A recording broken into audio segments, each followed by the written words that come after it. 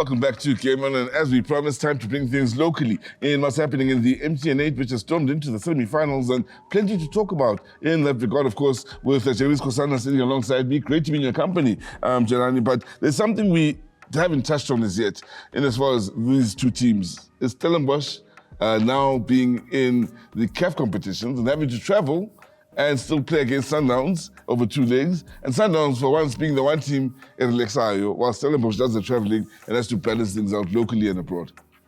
Thanks, Sizwe. I think for me, you look at both teams in terms of the game that they will be playing together in the MTN 8. So if you look at Sundowns as the first leg hosting the game, they've got a little bit of advantage because they had a lot of rest. Yeah. And now you've got Stellies who are involved in the CAF competition, and then they're going to be playing Sundowns. So it's more like a hectic for Stellies in terms of the play, but for me, also the momentum, because when they play more games, that's where they look at themselves in terms of the quality they have, things that they can fix before they go to Sundowns. But obviously, Sundowns would be waiting to say, they're coming to us, they are tired, let's go with them. So I think the most important thing is for Stellies to give a good account of themselves in the first leg against Sundowns at Lucas Morepe, because Sundowns is going to be traveling to them. To Sundowns, we say away game, but Stellies will be using Moses Mapida. Yeah. Sundowns will be having more support in Durban. So I think for Stellies, it's a little bit difficult, but for me, the momentum in terms of the workload of games that they do have, it can maybe give energy to the players. Last week, you and I discussed Stellies playing in Durban as maybe a disadvantage. You're saying that again. An advantage for Sundowns, disadvantage for Stellies. Yep. But the fact that the Champions League, or rather Confederations Cup game, is also in Durban, does that not help Stellies acclimatize and stay there longer and play better maybe? Playing a long way away from home. It's exactly what I'm saying in terms of the momentum. At least they would be playing more games. Yeah. They will be playing in the same stadium that they're using for CAF, which is Moses Mapida. Yeah. So yes, when Sundowns comes there, it will be a little bit different because Sundowns will be having more support.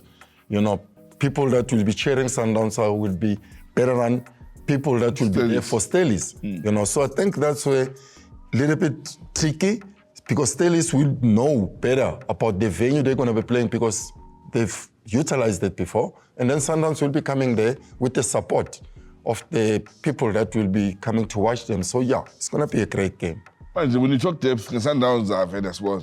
But the Stellies, it's the first time in this sort of situation where they're playing locally and abroad. Do they have enough depth for this sort of situation? It's a problem because if you look at Stellies, how many players have left Stellies? You know, even their captain now, Dino van Rooyen, joining Pirates. So you look at what's going to happen for Stellies, because yes, they've got more games to look at in terms of let's see how we stand, but also how many players did they rope in to help in that situation, because how do they get out of this when quality players, Ikram Reina's leaving also. So for me, let's see how it goes. But yeah, I think on this one, if I have to do the prediction, I think Sundowns will be the one to go through to the final. Now, in talking depth, let's talk Pirates and Cape Town City. Pirates, they're in the same scenario. Of course, having to balance the CAF travels and the MTN 8. But Pirates, has depth been an issue at Orlando Pirates when it comes to this sort of situation? I think for me, in terms of Pirates being in the same situation with Stellies, for Pirates, they've got a lot of depth, you know. And the way they've roped in quality players, because I think they were looking at a number of games that would be loaded to them, you know, being in the CAF Champions League and also going for the MTN 8. So that's where you will look at Pirates and say, what is it that they've got in store in terms of players that will make them go through?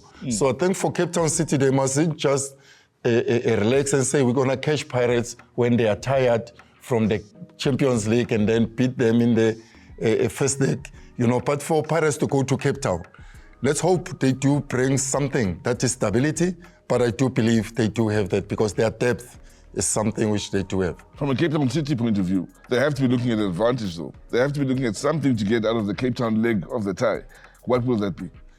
That's where Cape Town City will have it difficult. You know, if they don't get a result in the first leg in Cape Town, when they come to second leg, which is going to be like at Orlando Stadium, it's going to be difficult. So for Cape Town City, they are under pressure in the first game. They need to make sure they beat Pirates in the first leg for them to have that confidence of saying, maybe if we beat Pirates, we're going to just go back, go to Orlando Stadium, sit back and make sure we just shut the back door. But it's not going to be easy.